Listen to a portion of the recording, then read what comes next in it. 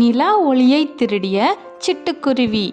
Hi குட்டீஸ், இந்த கதை ஒரு பசுமை காட்டில் நிலாவை ரொம்ப விரும்புகிற ஒரு சிட்டுக்குருவி பற்றினது. இந்த கதையில் பகிர்வின் முக்கியத்துவம் என்ன அப்படிங்கிறத நாம் கற்றுக்கலாம். ரொம்ப வருஷத்துக்கு முன்னாடி மின்னு அப்படிங்கிற ஒரு சிறிய சிட்டுக்குருவி இருந்தா. அவளுக்கு நிலாவை ரொம்ப பிடிக்கும்.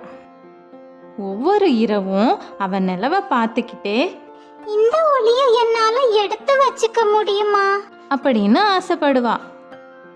ஒரு இரவு மின்னுக்கு ஒரு யோசனை வந்தது.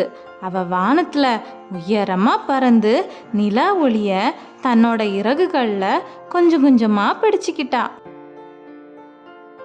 அந்த ஒளிய தன்னோட கூட்டுக்குள்ள கொண்டு வந்து மறைச்சு வச்சுக்கிட்டா. நிலா ஒளி வந்ததும் அவ கூடு ரொம்ப பிரகாசமா ஜொலித்தது. மின்னுவும் ரொம்ப மகிழ்ச்சி ஆகிட்டா. ஆனா அந்த நேரம் ஒரு விசித்திரமான நிகழ்வு நடந்தது. காடு ரொம்ப இருட்டாகிடுச்சு. மலர்கள் மலரவே இல்லை. மின்மினி பூச்சிகளுக்கும் அவங்க வழி தெரியவே இல்லை.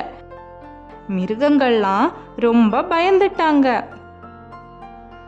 நிலாவோட ஒளி எங்க போனது அப்படின்னு எல்லாரும் கேள்வி கேட்டாங்க. அப்ப வயது முதிர்ந்த ஆந்தை உண்மைய கண்டுபிடிச்சது. அந்த ஆந்தை மின்னுவை அழைச்சு, மின்னு, நிலாவின் ஒளி அனைவருக்கும் பொதுவானது. இந்த காட்டுக்கு அதன் தேவை முக்கியமானது, உனக்கு மட்டும் இல்லை அப்படின்னு சொன்னாங்க. மின்னு சுற்றி பார்த்தா. அவளால யாரும் மகிழ்ச்சியாவே இல்லைங்கிறத உணர்ந்தா. அவளுக்கு ரொம்ப வருத்தமா ஆகிடுச்சு. அதனால மின்னு தன்னோட ரெக்கைகளை அசைத்து நிலா ஒளிய திரும்ப நிலா கிட்டையே கொடுத்துட்டா. உடனே இரவு ஒளிர்ந்தது. மரங்கள்லாம் பிரகாசிச்சுது. மலர்களும் மலர்ந்தது. விலங்குகள்லாம் மகிழ்ச்சியுடன் இருந்தாங்க. மின்னு செய்ததை பார்த்த நிலா, நீ பகிர்ந்து கொள்வதை கற்றுக்கொண்டாய்.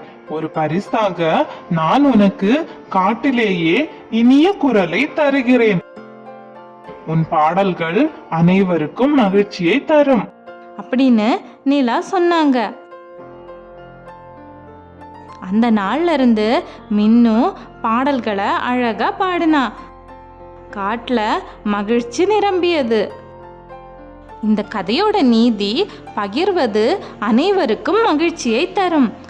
அதனால குட்டீஸ், இதை நினைவில் வச்சுக்கோங்க.